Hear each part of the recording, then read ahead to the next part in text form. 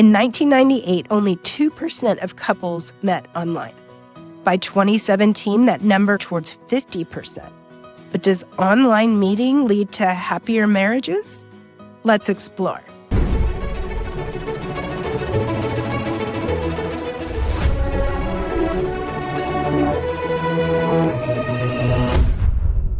Welcome to the Catholic Couch. I'm Amber Pilkington, Catholic therapist, wife, mother, and today I want to talk directly to Catholic singles about a topic that touches almost everyone these days: online dating. If you've ever deleted an app and then reloaded it 5 minutes later, you're in good company. Actually, I prefer to call it online meeting because dating doesn't happen on an app. The app is just a doorway. The real discernment, the real relationship unfolds when two people meet face to face. Now, why is this important? Because the landscape of dating has changed dramatically. In the United States, about 30% of adults say that they've used a dating app or site. Among those under 30, more than half, 53%, have tried online dating. And right now, about 7% of adults are actively using a dating app. And here's the striking part. Around 39% of couples who are still together today say they met online. That is a huge shift from just a generation ago. Back in 1998, only 2% of couples met online. By 2017, that number had soared close to half. So if you're a Catholic single, please hear this. Using a dating app doesn't mean you're desperate or settling. It means you're living in the reality of our time. The Church has always called us to use the tools at hand, with prudence, with virtue, and with prayer. Tools are great, just don't marry the toolbox. So does online dating work? Let's talk about the outcomes. One major study in 2013 followed over 19,000 married people. It found that couples who met online reported slightly higher marital satisfaction and were actually a little less likely to divorce compared to those who met offline. That seems like good news, but newer studies paint a different picture. Michael Rosenfeld at Stanford and others have shown that more recently, online couples actually report slightly lower satisfaction and stability than couples who met in person. So which is true? The answer is, it depends on what you do after you meet online. Apps don't build marriages. Grace, virtue, and real-life interaction do. The algorithm can match you. It cannot pass the Meet My Friends test. From a Catholic perspective, that makes perfect sense. And Pope Francis reminds us in Amoris Laetitia that marriage is an apprenticeship. It's not a diploma you earn on your wedding day. It's a lifelong training in love. Apps can open the door, but they can't teach you to love. That work happens in person with real sacrifice, real patience, and real growth. So what does this mean for you? 3 things. See apps a doorway, not a destiny. Don't expect the platform to deliver the one. Use it to meet people, but move quickly into real-life settings if possible. Prioritize virtue. If that spark doesn't fly on your first date, be sure you check out our video, Should I Date Somebody I'm Not Physically Attracted to? I'll link it right here. Research shows online origin couples sometimes struggle with stability. That means values and shared faith become even more crucial. Look for prayer life, sacramental practice, and a desire for holiness. Butterflies are lovely. Character pays the bills and does the dish. Don't linger in the fantasy zone. Long stretches of messaging build false impressions. Shift to phone or video and then in-person meetings. Authenticity protects your heart. Above all, remember that dating is not just about finding someone who checks boxes. It's about encountering another person as a child of God and discerning whether your call to holiness can be lived out together. Now, let's talk about your profile. The way you present yourself online, it matters. This is one of the most important steps because it's the first impression someone gets of you.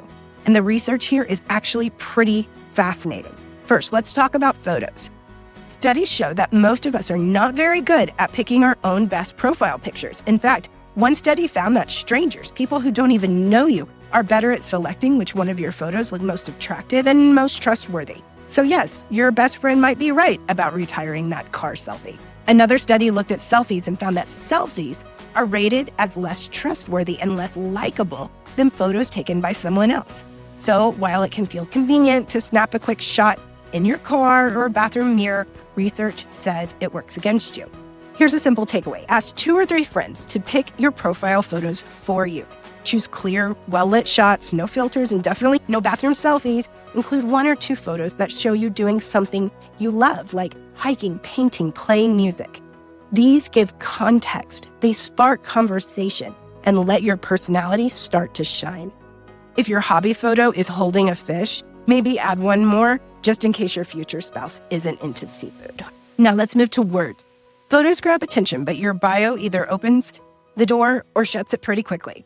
And research shows that even small spelling and grammar errors can lower the impression people have of you. I know, crazy, right? Did you really think that I was going to leave you hanging when it came to the practicals? So instead of writing, I love travel, coffee, you might say, I'd love to find someone who wants to explore new cities, swap book recommendations, and laugh at bad dad jokes together. Notice how the second version not only shares something about you, but also invites the other person into the picture. Now, let's bring this into a Catholic lens. Your profile is not just about selling a product. You are not an object, nor is your date. It's about presenting your authentic self, your identity as a beloved daughter or son of God. St. Augustine once said, "The truth is like a lion. You don't have to defend it. Let it loose." The same is true for your dating profile. You don't have to exaggerate or curate an image that isn't real. Let the truth of who you are and what God is doing in your life speak for itself. So here's your application. Real tools for real life, even on dating apps. I got you, sister. Ask 2 to 3 friends to choose your photos. Keep your bio short, clean, and free of errors. Express curiosity, not just laundry list of your hobbies. And don't be afraid to mention your faith clearly. You want someone who shares your love for the Eucharist and the sacraments, so why hide it? If Mass is central to your week, it can be central in your bio. No mystery novel required. So once your profile is in good shape and you start getting matches, what's the next step? The next big question is how to move beyond the app. Messaging can only take you so far.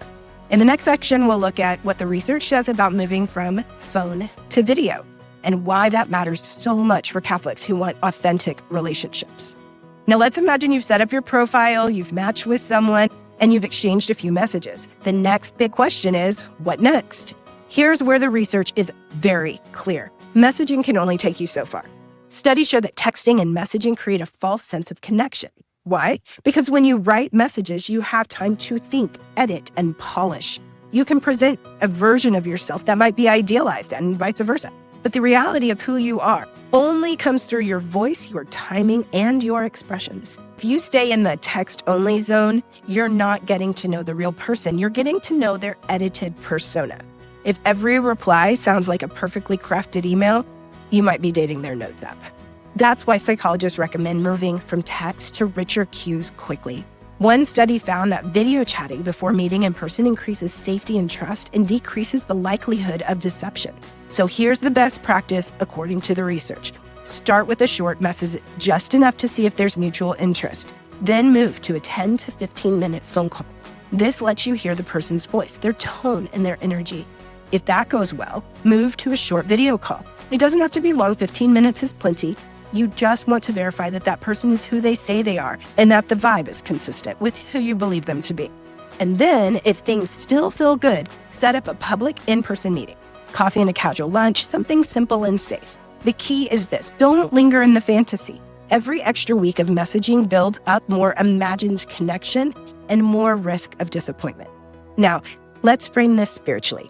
Jesus tells us in Matthew 5:37, your yes mean yes and your no mean no. Authenticity is at the heart of Christian love. If someone resists moving beyond endless texting, it's a red flag. It suggests they're not ready for authenticity, and you, my friend, you can do better. This is also about prudence. The Catechism reminds us that prudence is right reason in action. Moving from text to voice to video to in-person is a prudent path. It balances openness with safety. So here's your next application step. Keep messaging to a minimum. Think of it as a doorbell, not the living room. Ring once, don't camp out on the porch. Use a phone call and video chat as your screening tools, and don't be afraid to set a boundary. I don't do endless messaging. The right person will respect that. Now that you've moved beyond the app and into real conversation, the next step is learning how to filter with wisdom. Because here's the truth. Not every person you meet is meant to be your spouse. And that's not a failure, that's discernment. So what does research tell us about how people actually choose partners? People tend to match with others who are similar to them in key ways. things like age, education, but especially values. Studies show that even in the age of swiping, these patterns haven't changed much. So if you're Catholic and serious about your faith, don't be afraid to put that right up front. It's not narrow-minded, it is realistic. The data say people naturally seek out those who share their deepest commitment. But there's something else research highlights. Negative communication is toxic from the start. One study on marriage satisfaction found that even small amounts of sarcasm, contempt, or constant criticism early in a relationship are strong predictors of unhappiness later on. So when you're on that first phone call or first coffee date, pay attention. Do you feel respected? Did the person listen? Or did they dismiss your words? Do they show kindness not only to you, but to the waiter, the barista, the people around them, the janitor? These small cues matter more than clever text and good photos. If they're rude to the barista, consider that your exit cue. No cappuccino is worth a lifetime of eye rolls. Now, let's bring in our Catholic lens again. St. Paul tells us in 1 Corinthians 13 that love is patient and kind. Notice he doesn't say witty or stylish or impressive. He goes straight to the virtue: patience, kindness, humility. So the real question in filtering is not, are they my perfect type? The real question is, are they seeking virtue? Because when two people are pursuing holiness together, that's when a relationship becomes fertile ground for a sacramental marriage. So here's your application, Catholic single. Name your non-negotiables. Is shared faith essential? Is openness to children non-negotiable? Be honest with yourself and clear with others. Look for virtue in action. Do they treat others kindly? Do they respect your boundaries? Notice negatives early. If sarcasm, contempt, or manipulation shows up, don't excuse it away. It rarely gets better with time. Pray as you discern. Ask the Holy Spirit to give you clarity, not just chemistry. So, once you've filtered wisely and you found someone worth continuing with, how do you stay safe and keep things authentic? Now let's talk about something that can't be ignored when it comes to online meeting: safety. Because while apps can open doors, they can also carry risk. And no, I'm not trying to sound like your mother, although I am a mother. Studies show that misrepresentation is one of the biggest problems with online dating. People often present idealized versions of themselves, tweaking photos, sketching the truth about their age, height, lifestyle. Other studies confirm that many users report uncomfortable or deceptive encounters. It's not rare, and it's not always malicious, but it does mean we have to use prudence. So what can you do to protect yourself? Well, research gives us some practical tips there too. Move to the video before meeting in person. Studies find that a short video call builds trust and reduces the likelihood of deception. Always meet in a public place for the first few encounters. Tell a trusted friend or family member where you are going and who you're meeting with. And finally, if someone resists these steps or pressures you to rush, it's a red flag. I don't do video is not a personality type. It is a warning sign. Now, our Catholic perspective. The Catechism defines prudence as right reason in action. Remember, prudence isn't fear, it's wisdom. It's making choices that protect your dignity as a son or daughter of God. John Paul II often reminded us that every person deserves to be with reverence, never as a means to an end, and that includes you. You are not auditioning for somebody's approval. You are discerning whether this person can walk with you in holiness. And part of discernment is knowing when to say no. If a person refuses to respect your boundaries or dismisses your values, that is not someone who is safe to entrust your heart to. Practical application. Insist on authenticity. If someone can't even show up honestly in a video call, they won't show up honestly in marriage. Protect your dignity. Don't compromise your values to keep someone interested. Involve your community. Talk to your friends, family, and spiritual director as you discern. God places people in our lives to help us see clearly. Pray before and after each date. Offer it to our Lord. Ask Jesus, what do you want me to see here? And ask yourself, did my friends breathe a sigh of relief when I described this person? That's data. Also remember to listen to yourself. You can trust your body to give you signs if this is a good match or not. But also remember, don't give up too quickly. Those big warning signs, those are the ones to look out for. If he's got the right color eyes, or maybe if he's not as tall as you thought, give those a chance. Again, I'd point you to our video on if you should date someone you're not physically attracted to. There's some tips there that may help you not say goodbye to a relationship prematurely. So let's bring it all together. Research shows that online meeting can lead to marriage. Nearly 40% of couples now start there. But the key isn't the app. The key is what you do after, setting up your profile authentically, moving quickly to real-life connection, filtering for virtue, not the little things, and practicing prudence for your safety and dignity. Above all, remember this: marriage is a vocation. It's not about finding a flawless person. It's about finding someone who will walk with you in holiness. And as Padre Pio said, pray as though everything depended on God. Work as though everything depends on you.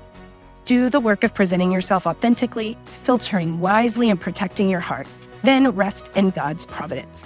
And if the first date's a little awkward, congratulations, you are human. Order the dessert and carry on. So that wraps up today's episode on how research and faith can guide us in making online dating fruitful, intentional, and safe. Remember, online platforms are not the end of this story. They're just the doorway. What really matters is how you discern, how you set boundaries, and how you let God lead the process.